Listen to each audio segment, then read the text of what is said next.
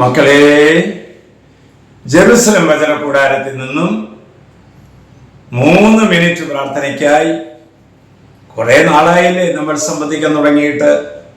ഓരോ വചനവും ഈശോ നമ്മുടെ അടുത്ത് വന്ന് സംസാരിക്കുന്നതാണ്. രാത്രിയിലും പ്രഭാതത്തിലും ആ വചനം കേട്ട് ഒത്തിരിയേറെ ദൈവകൃപകൾ സ്വീകരിച്ച അനേകം മക്കളുടെ ഓർമ്മകൾ എൻ്റെ മനസ്സിലുണ്ട്.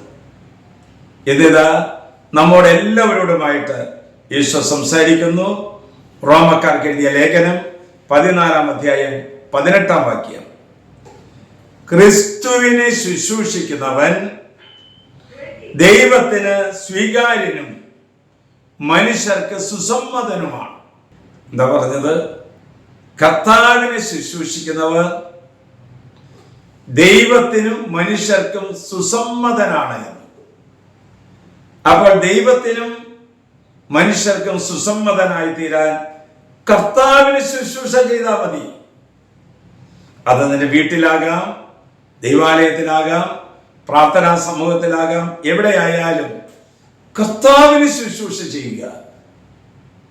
നമുക്കറിയാമല്ലോ, രോഗങ്ങളെല്ലാം, വേദനകളെല്ലാം, അപമാനങ്ങളെല്ലാം യേശുവിന്റെ പീഡാസഹനങ്ങളോട് യോജിച്ച് പ്രവർത്തിച്ച് ദൈവത്തിന്റെ സന്നിധിയിൽ സ്വീകാര്യയായ ഒരു ദൈവപുത്രിയാണ് വിശുദ്ധ അൽഫോൻസമ്മ.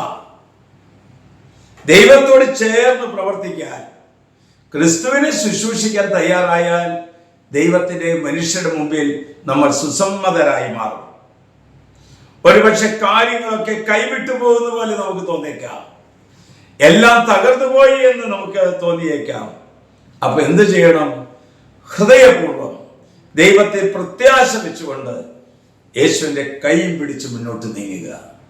നമ്മുടെ കർത്താവ് ഈശോ മിശിഹായുടെ കൃപയും പിതാവായ ദൈവത്തിന്റെ സ്നേഹവും പരിശുദ്ധാത്മന്റെ സഹവാസവും പരിമളവും നാം എല്ലാവരോടും ഈ പ്രാർത്ഥനാ ശുശ്രൂഷയുടെ കൂടി ഉണ്ടാകട്ടെ, ഇപ്പോഴും എപ്പോഴും എന്നേക്കും.